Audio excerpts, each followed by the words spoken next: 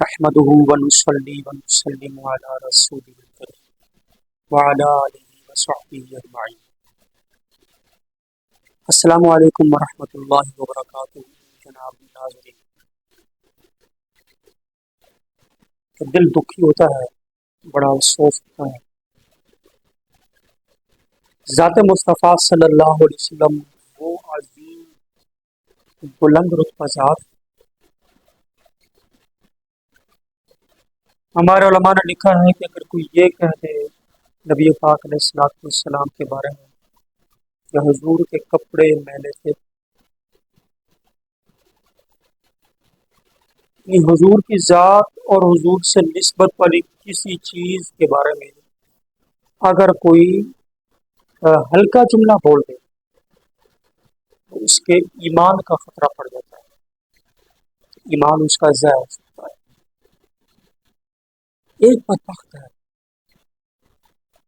مسلسل اولیاء اللہ، اصحاب رسول اور خود جناب محمد مصطفیٰ صلی اللہ علیہ وسلم کی ذات و بابرکات پر بکواسات کرتا ہے اور اس کے خلاف شکایات اور اندراج مقدمہ کی درخواستیں بھی دی گئی ہیں جہاں تک ہمیں معلومات ہے، مگر ہمارے ادارے اس پر کوئی ایکشن نہیں لے رہے.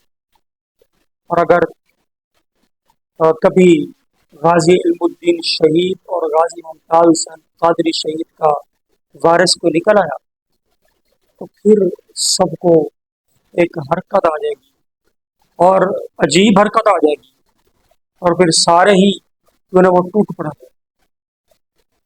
آپ خود ہی مہربانی کریں، جب آپ کو آگاہ کیا جا رہا ہے، اگر اداروں کے خلاف، عدلیہ کے خلاف کوئی بندہ بات کرتا ہے تو ایسا ایک سسٹم ہے کہ اس کو اٹھا لیا جاتا ہے اور وہ پکڑا جاتا ہے، اور جتنا بھی چھپ جائے اسے تلاش کر لیا جاتا ہے. مگر جو حضور کے ساتھ اصحاب رسول، اولیاء اللہ، ان کے بارے میں مسلسل بکواسات کریں، اس کے بارے میں ہمارا کوئی سسٹم نہیں. انجینئر محمد علی مرزا نے ابھی ایک کلپ میں سن رہا تھا، اس نے جو نماز کی سنتیں جو پڑھی جاتی ہیں ان پر اعتراض کیا. کہتا ہے کہ یہ سنت کوئی چیز نہیں ہے، یہ نفل ہے، اور نفل کا مطلب ہوتا ہے معاذ اللہ فالتو شاید. تو نبی کریم صلی اللہ علیہ وسلم یہ بطور نفل پڑھتے تھے، اور معاذ اللہ جو حضور چونکہ یہ پڑھتے تھے تو یہ فالتو ہو گئی، کیونکہ نفل ہے اور نفل مانا فالتو ہوتا ہے. نفل مانا فالتو نہیں، نفل کا مانا ہوتا ہے اضافی عبادت. ایک تو عبادت اور دوسرا حضور کا فعل، حضور کا عمل، اور ایک اللہ کی عبادت، اس کو اس نے فالتو کہا. تو اس کے اندر اللہ پاک کی جو عبادت ہے اس کو فالتو کہنا کفر ہے. اللہ کی عبادت بہت بڑی ہے، یہ فضول شاہ نہیں ہے.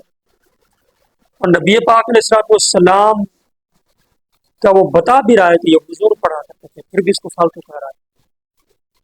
اب شکایت تو ہم کر رہے ہیں، مہربانی کریں اس کے خلاف ایکشن لیں.